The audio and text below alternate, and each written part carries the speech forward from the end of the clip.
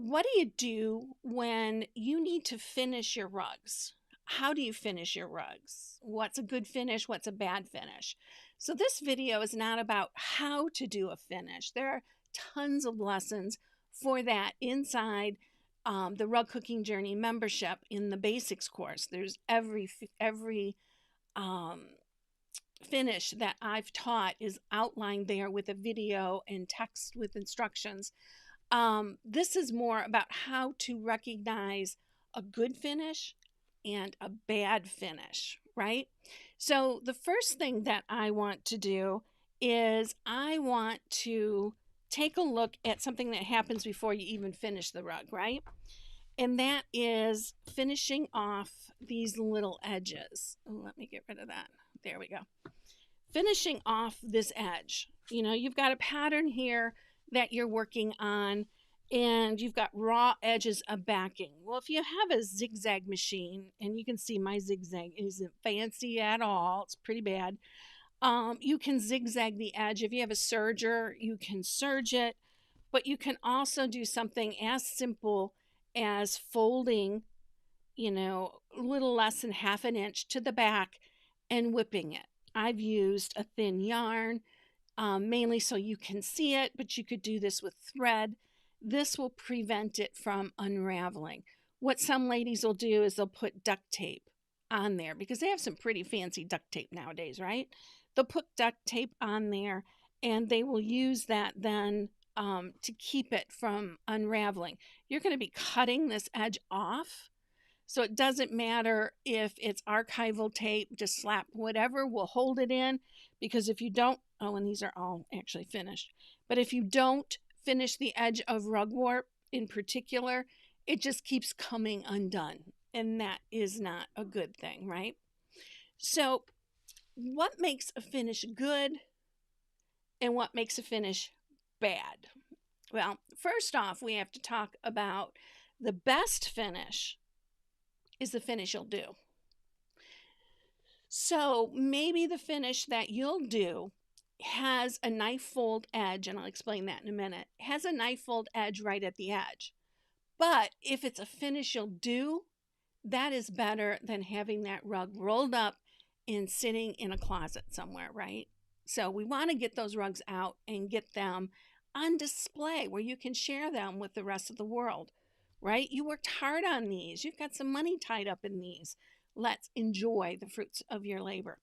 Now, a knife fold edge is simply where the backing is folded back on itself tightly, right?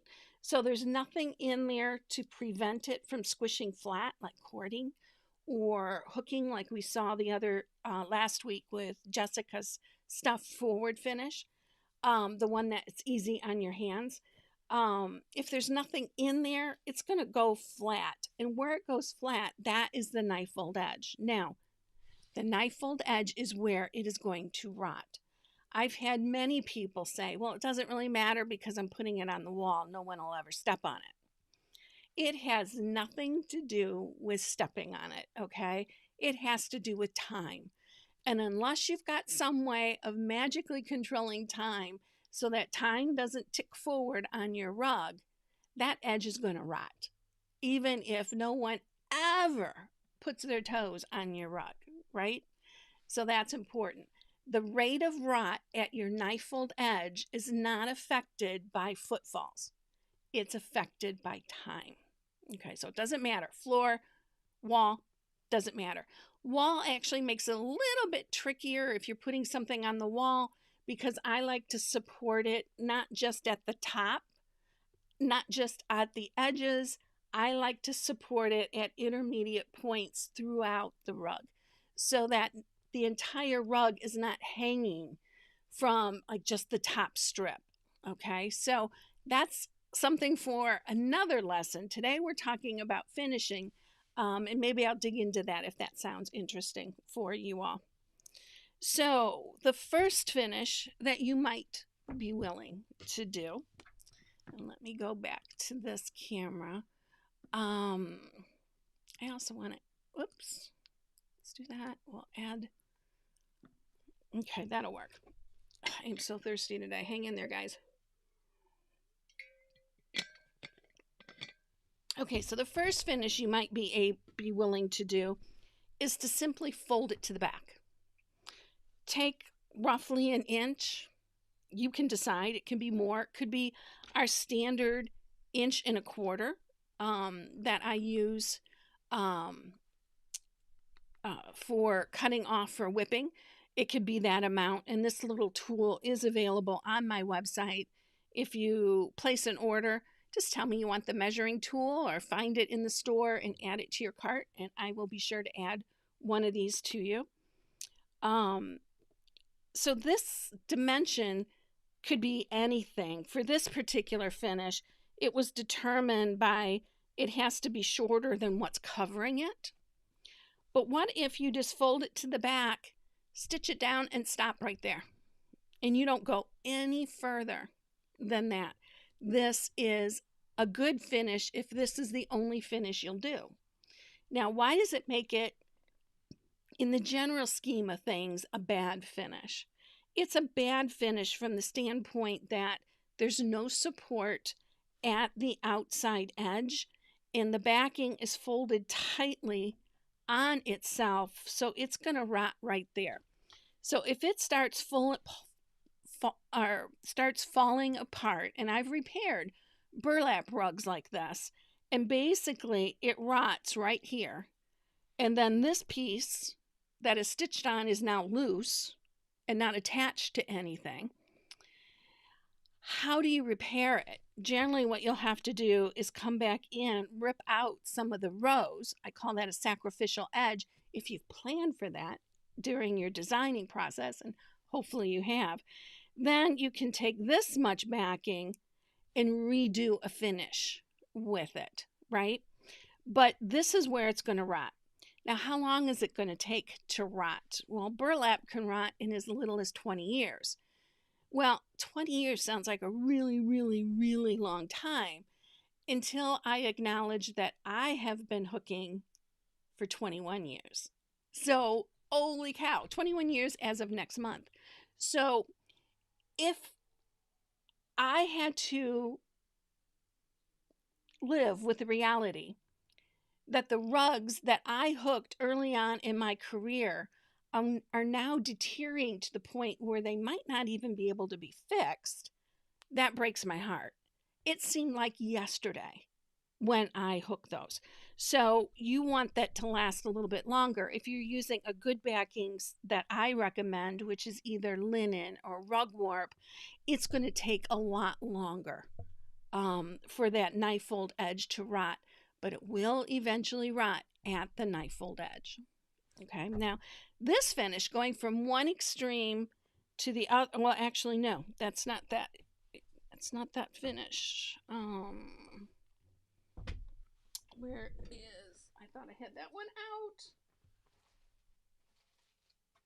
Did I drop it on the floor? Oh, best laid plans.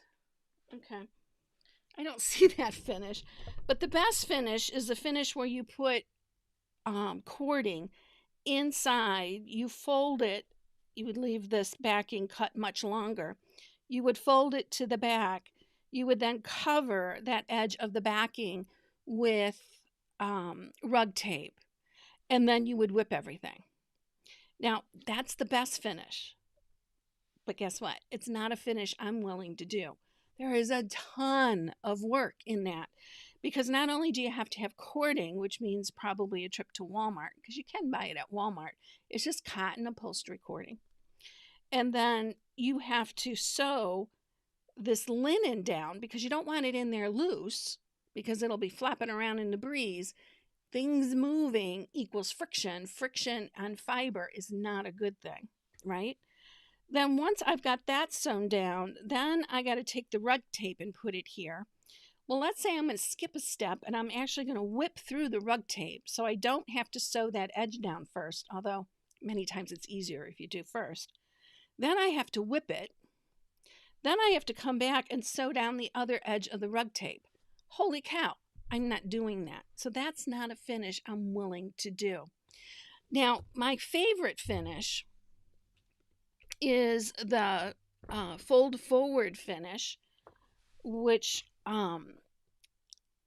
there's a full article on my website on cindygayrughooking.com/FF. And right after this video, I'll put that link in the video. I didn't have time ahead of time to set it up. But it looks like this. It's nice and clean. It's very clean on the back. You don't need any supplies except for the yarn you're going to use for whipping, which, here's a pro tip. Choose that whipping yarn very early in your process, like during your initial color planning. Know what your whipping yarn's going to be before you pick all the wools in the center, because it's often easier to find a different rug hooking wool than it is to find yarn. Okay, so have that picked out. Then that's all you'll need, plus a little plus a needle and thread.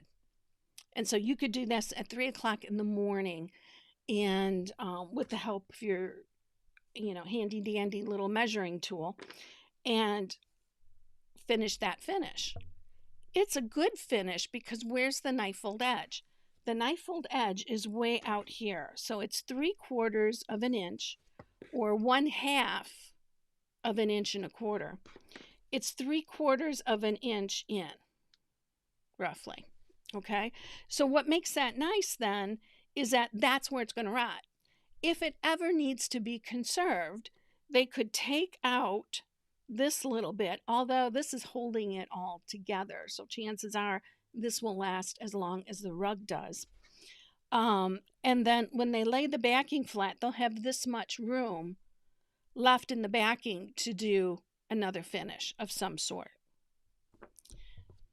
So this finish, and unfortunately it's really dark, so it's hard to see, but this finish and this finish looks very similar, right? I mean, there's a little bundle on the end. This is covered in wool, and it's a piece of cording covering it.